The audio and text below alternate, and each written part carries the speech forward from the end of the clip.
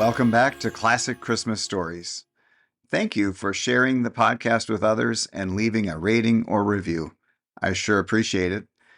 Have you ever wondered what it would be like to have Christmas every day? As wonderful as that may sound, listen to this story and perhaps you may have a change of mind. So gather the family and enjoy this holiday story.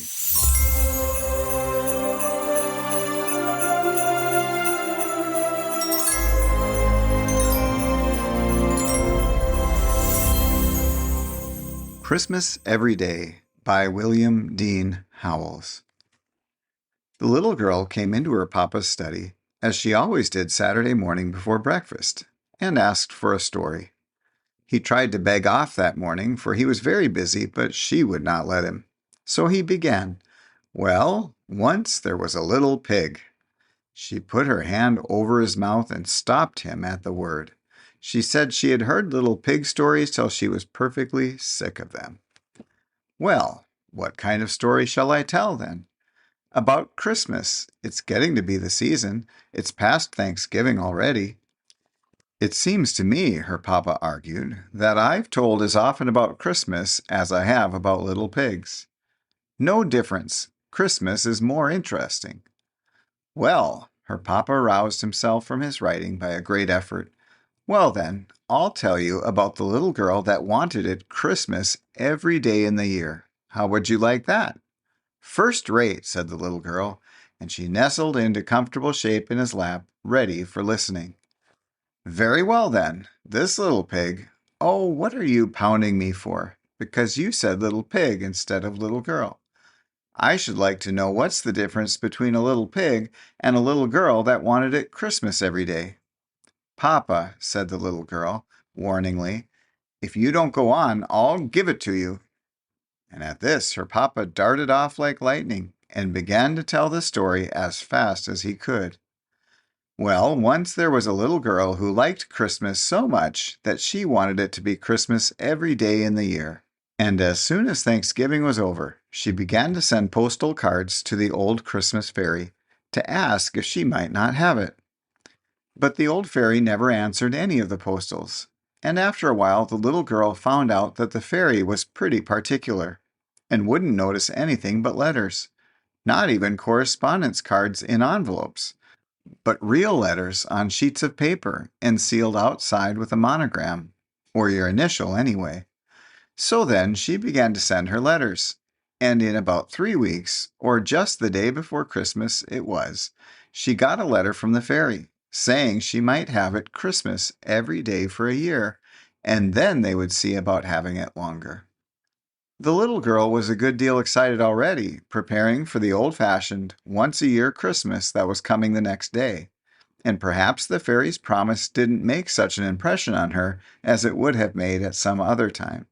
She just resolved to keep it to herself and surprise everybody with it as it kept coming true, and then it slipped out of her mind altogether. She had a splendid Christmas. She went to bed early so as to let Santa Claus have a chance at the stockings, and in the morning she was up the first of anybody and went and felt them, and found hers all lumpy with packages of candy and oranges and grapes and pocketbooks and rubber balls and all kinds of small presents, and her big brothers with nothing but the tongs in them, and her young lady sisters with a new silk umbrella, and her papas and mammas with potatoes and pieces of coal wrapped up in tissue paper, just as they always had every Christmas. Then she waited around till the rest of the family were up, and she was the first to burst into the library when the doors were open, and to look at the large presents laid out on the library table books, and portfolios and boxes of stationery and breastpins and dolls and little stoves and dozens of handkerchiefs and inkstands and skates and snow shovels and photograph frames and little easels and boxes of watercolors and Turkish paste and nougat and candied cherries and dolls' houses and waterproofs and the big Christmas tree lighted and standing in a wastebasket in the middle. She had a splendid Christmas all day. She ate so much candy that she did not want any breakfast, And the whole forenoon the presents kept pouring in that expressman had not had time to deliver the night before. And she went round giving the presents she had got for other people, and came home and ate turkey and cranberry for dinner, and plum pudding and nuts and raisins and oranges and more candy, and then went out and coasted, and came in with a stomachache crying. And her papa said he would see if his house was turned into that sort of fool's paradise another year, and they had a light supper, and pretty early everybody went to bed cross. Here the little girl pounded her papa in the back again. Well, what now? Did I say pigs? You made them act like pigs. Well, didn't they? No matter. You oughtn't to put it in your story. Very well, then. I'll take it all out. Her father went on. The little girl slept very heavily, and she slept very late. But she was wakened at last by the other children dancing around her bed with their stockings full of presents in their hands. What is it? Said the little girl. She rubbed her eyes and tried to raise up in bed. Christmas! Christmas! Christmas! They all shouted and waved their stockings. Nonsense! It was Christmas yesterday. Her brothers and sisters just laughed. We don't know about that. It's Christmas today anyway. You come into the library and see. Then all at once it flashed on the little girl that the fairy was keeping her promise, and her year of Christmases was beginning. She was dreadfully sleepy, but she sprang up like a lark that had overeaten itself and gone to bed cross, and darted into the library. There it was again, books and portfolios and boxes of stationery and breastpins. You needn't go over it all, Papa. I guess I can remember just what was there, said the little girl. Well, and there was the Christmas tree blazing away, and the family picking out their presents, but looking pretty sleepy, and her father perfectly puzzled, and her mother ready to cry. I'm sure I don't see how I'm to dispose of all these things, said her mother, and her father said it seemed to him they had had something just like it the day before, but he supposed he must have dreamed it. This struck the little girl as the best kind of a joke, and so she ate so much candy she didn't want any breakfast, and went round carrying presents and had turkey and cranberry for dinner, and then went out and coasted, and came in with a, Papa! Well, what now? What did you promise, you forgetful thing? Oh, yes. Well, the next day it was just the same thing over again, but everybody getting crosser. And at the end of a week's time, so many people had lost their tempers that you could pick up lost tempers anywhere. They perfectly strewed on the ground. Even when people tried to recover their tempers, they usually got somebody else's, and it made the most dreadful mix. The little girl began to get frightened.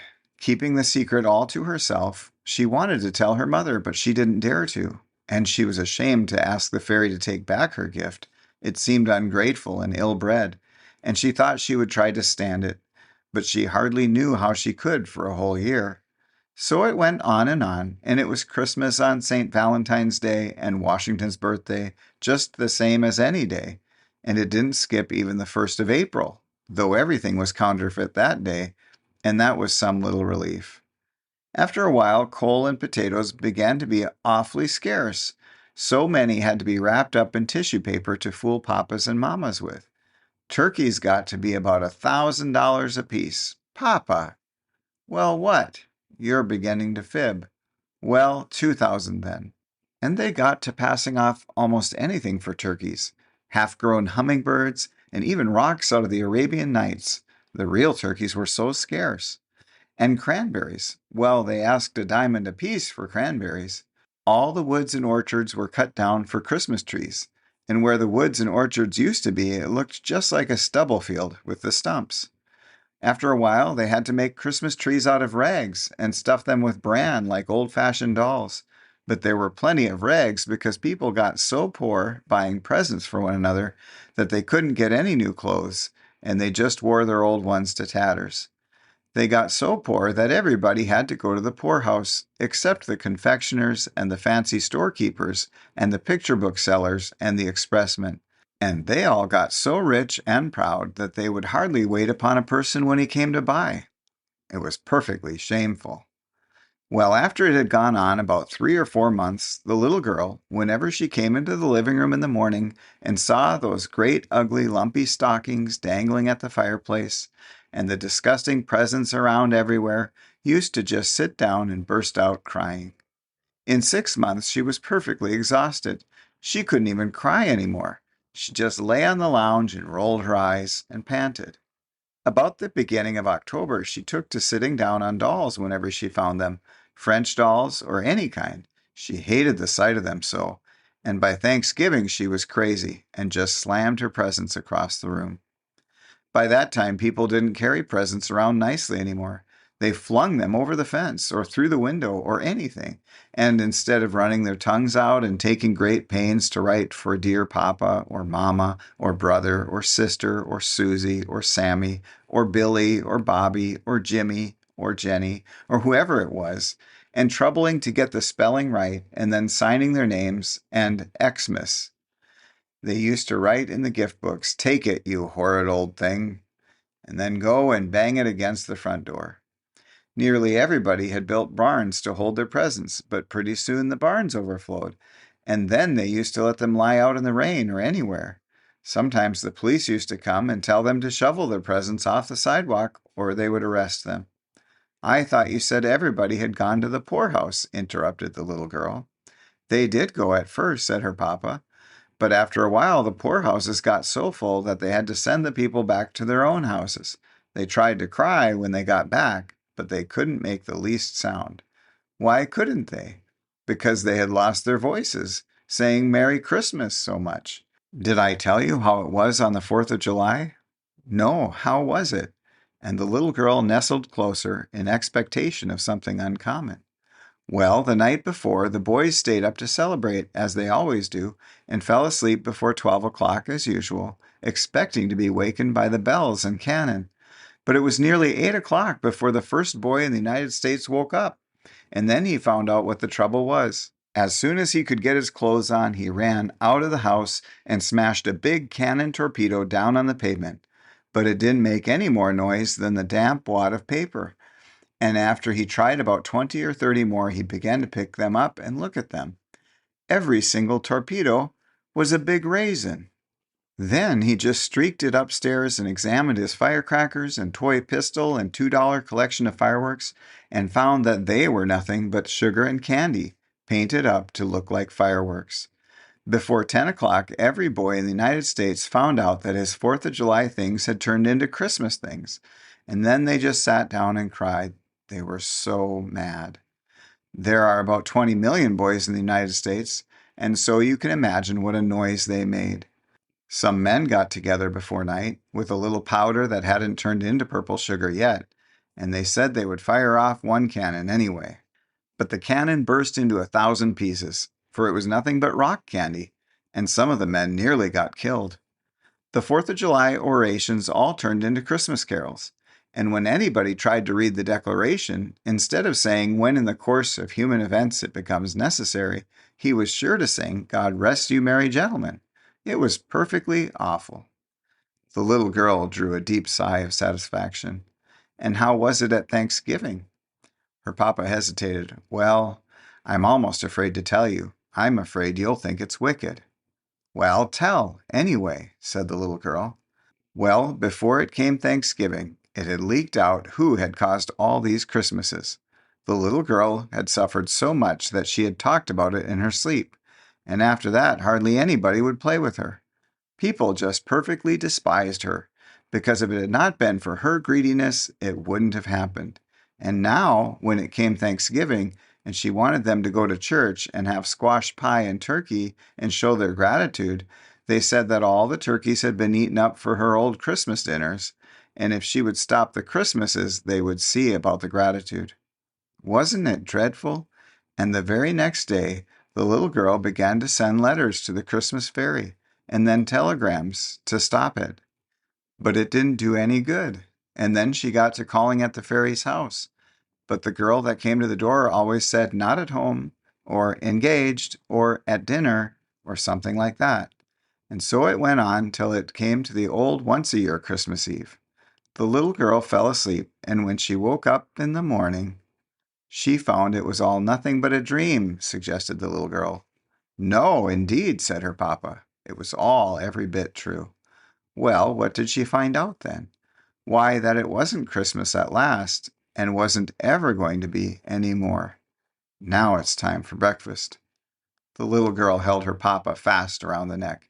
You shan't go if you're going to leave it so. How do you want it left? Christmas once a year. All right, said her papa, and he went on again. Well, there was the greatest rejoicing all over the country, and it extended clear up into Canada. The people met together everywhere and kissed and cried for joy. The city carts went around and gathered up all the candy and raisins and nuts and dumped them into the river, and it made the fish perfectly sick. And the whole United States, as far out as Alaska, was one blaze of bonfires, where the children were burning up their gift books and presents of all kinds. They had the greatest time. The little girl went to thank the old fairy because she had stopped its being Christmas, and she said she hoped she would keep her promise and see that Christmas never came again. Then the fairy frowned and asked her if she was sure she knew what she meant, and the little girl asked her, why not? And the old fairy said that now she was behaving just as greedily as ever, and she'd better look out. This made the little girl think it all over carefully again, and she said she would be willing to have it Christmas about once in 1,000 years. And then she said 100, and then she said 10, and at last she got down to 1. Then the fairy said that was the good old way that had pleased people ever since Christmas began, and she was agreed. Then the little girl said, what are your shoes made of? And the fairy said, leather. And the little girl said, bargain's done forever, and skipped off and hippity-hopped the whole way home. She was so glad. How will that do? Asked the papa. First rate, said the little girl, but she hated to have the story stop and was rather sober. However, her mamma put her head in at the door and asked her papa, are you never coming to breakfast? What have you been telling that child? Oh, just a moral tale. The little girl caught him round the neck again. We know. Don't you tell what, Papa? Don't you tell what? The end.